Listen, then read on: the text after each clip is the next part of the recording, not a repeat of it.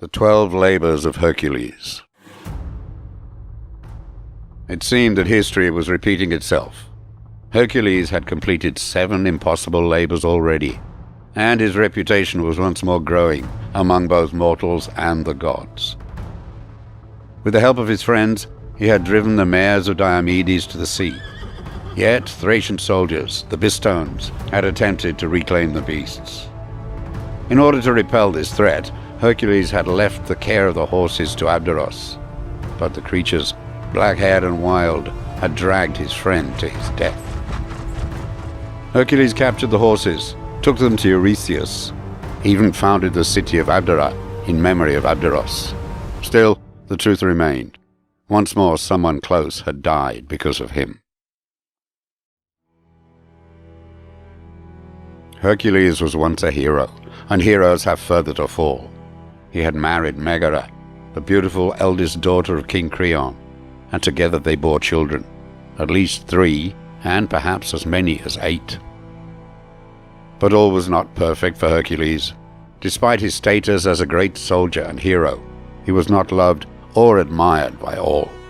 Hera, the queen of the gods, loathed him, because Hercules was born the bastard child of one of Zeus's numerous affairs. She cursed him, and in a state of momentary insanity, Hercules turned on his own family, slaughtering them. Too late, the goddess Athena arrived and knocked the madman unconscious with a stone. Hercules slept, but when he awoke and realized what he had done, he was distraught.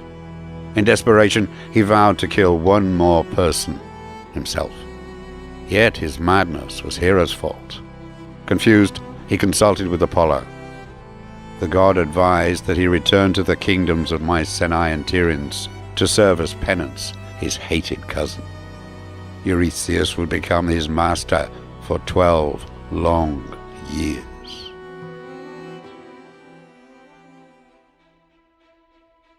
Eurystheus presented Hercules with 10 tasks to undertake, each designed to humiliate, or better still, kill him.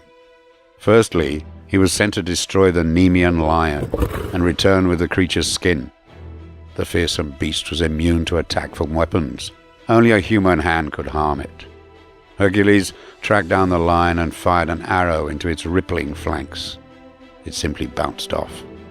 But Hercules knew he was paying a penance for killing his children, and if he died in the process, it was no more than he deserved.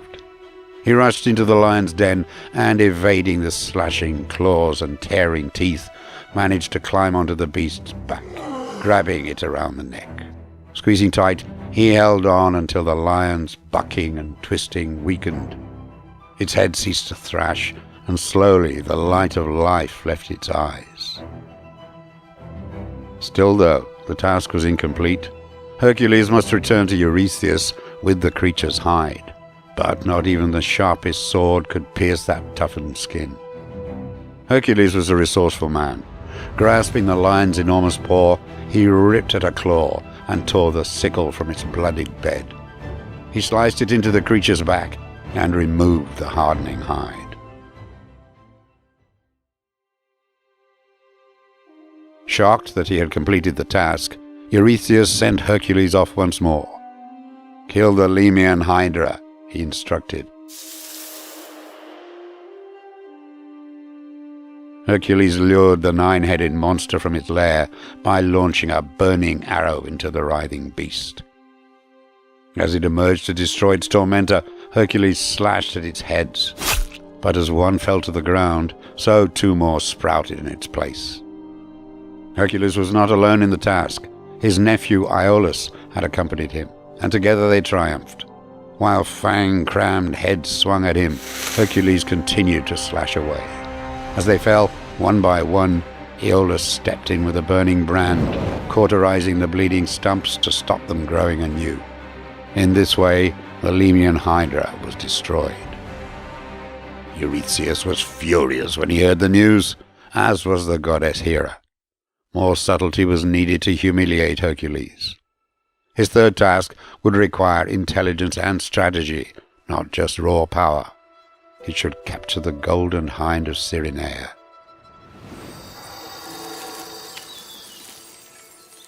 The gigantic golden horn creature could run faster than storm-driven clouds. It was also a sacred pet of the goddess Artemis, and Hercules tried everything to capture the creature unharmed. For a year he chased it across nations, and finally, desperately, felled the animal with an arrow. As he arrived at the palace with the injured beast on his shoulders, Artemis stopped him. Only when he explained the reason for capturing the hind did Artemis relent from issuing punishment of her own. She healed the hind, and, fully recovered, it bounded away with her before Eurystheus could take it as his own. Thus, Hercules completed his task, while the hind retained its freedom.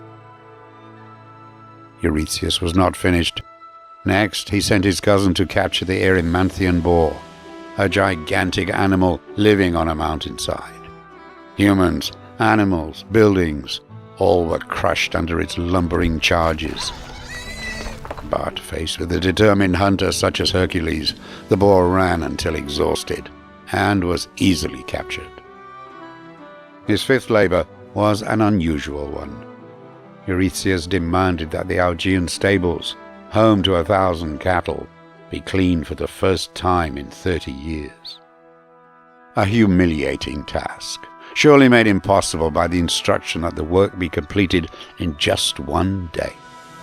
Their owner, the crooked Augeas, offered Hercules 10% of his stock if he should succeed. Hercules surveyed the scene. Nearby the rivers of Peneus and Alpheus flowed. Muscles rippling, he shifted a rock, diverting the rivers. They rushed through the stables, bleaching them clean.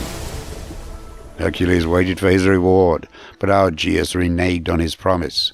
Hercules was not a man to be short-changed, and exacted swift revenge, before passing the stables to Augeas' son. Although Eurystheus was failing to humiliate Hercules, his kingdom was being relieved of many problems. Next were the Stymphalian birds. These terrible bronze-beaked creatures ate flesh, flew on metallic feathers, and spread poisonous dung. It seemed as though defeating them would finally deter Hercules. Numerous, deadly, and able to fly, he could not destroy them. But the gods were smiling on him. Athena offered a crotala, a loud clapper with which he could disorientate the birds. Scaling a mountain, Hercules sounded the crotala. Terrified, the creatures flew in disarray, allowing him to pick them off with his slingshot and bow. The destruction of another deadly creature was to be his seventh labor.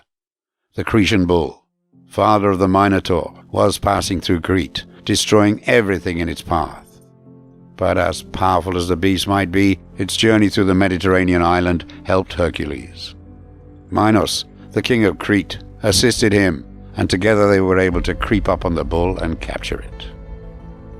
After seizing the mares of Diomedes, Eurystheus had just 2 tasks left with which to humiliate, perhaps even destroy his cousin. This time, he believed he could set a task that no man, not even one as great as Hercules, could perform: obtaining the belt of the mighty Amazonian queen, Hippolyte. Once more, Eurystheus underestimated his servant. Hippolyte recognized heroism in others. Admiring Hercules' skills, she offered the belt as a gift. But then came a twist. Hera had disguised herself as an Amazon, and seeing Hercules succeed in his task, spread the rumor that he intended to kidnap Hippolyte. The Amazons were fooled, and set about attacking Hercules and his friends. In the unfortunate battle that followed, Hippolyte was killed. Just one labor remained, the toughest to date. On the island of Erythea resided Geryon, son of Titans, descendant of the Gorgon Medusa. The fearsome beast possessed 3 heads and 6 legs. Hercules' task was to capture Geryon's cattle. He landed on the island and faced immediate attack from Geryon's servant and his slathering 2-headed hound. Hercules had no choice but to kill his assailants, and when news of this reached Geryon, he set about hunting down Hercules himself. But even the creature's massive size was no match for Hercules' arrows. As the monster died, Hercules rounded up his cattle, no small task in itself, and returned to Greece. He had succeeded. He had completed the 10 labors set for him. But still Eurystheus was not satisfied. "You had the help of your nephew to kill the Lemnian Hydra," he sneered. "And it was not you who cleaned the Augean stables, but the flow of the rivers." Hercules nodded. The claims were exaggerations of the truth, but his tasks were steps towards his own rehabilitation. The world was becoming a more peaceful place, and the people of the kingdom were starting to see the fruits of his labors. Hercules was on the path to redemption. Humbly, he offered to complete 2 additional challenges, the toughest yet. Eurystheus coveted that which he could not have, including golden apples which grew in the garden of Hesperides. Hercules must travel there and steal them, evading nymphs, the daughters of Atlas, and the 100-headed dragon which guarded the orchard. Hercules had no clue to where the garden lay. Eventually, he found himself at Mount Caucasus and discovered Prometheus, who had given fire to mankind. As punishment for this, the gods had chained him to a rock and tortured him by having an eagle tear at his liver. After the bird left, his liver would grow back, and the agony endured once more the next day. Hercules freed Prometheus, and in return the old man told him how he could get the apples. Find Atlas, relieve him from carrying the earth on his shoulders, and the god would collect the fruit. A good plan, until Atlas refused to take back the weight of the world. But Hercules was shrewd. "Carry the world for a moment?" he asked, "while I put on pads to protect my shoulders." Once Atlas took hold of the burden once more, Hercules collected the apples and delivered them to Eurystheus. The final labor of Hercules was the most dangerous of all. He was charged with capturing Cerberus, guardian of the underworld. Cerberus was the most fearsome creature imaginable. Serpent-tailed, snakes writhing from its spine, its triple hound head slathering mercilessly. After many months, hardships and battles, Hercules came upon Hades, the god of the underworld, who promised he would give Cerberus to him if he could defeat the beast using just his own hands. And Hades was as good as his word. The fight was fearsome, Hercules enduring deep wounds from the teeth of the hounds, poison from the snakes, and slashes from the serpent tail. But his faith was true, his spirit unbroken, and his search for redemption so strong that Cerberus was defeated, and Hades sent the creature with Hercules to Eurystheus. The labors were completed. Hercules was redeemed. There was more. Zeus, his father, was so proud that he decreed that upon Hercules' death he would become immortal. Hera, too, realized that she had underestimated the man. It was not his fault. He was the result of one of his father's illicit liaisons. She forgave him for being who he was, and presented her daughter, Hebe, to become his wife. Hercules could begin his life once more.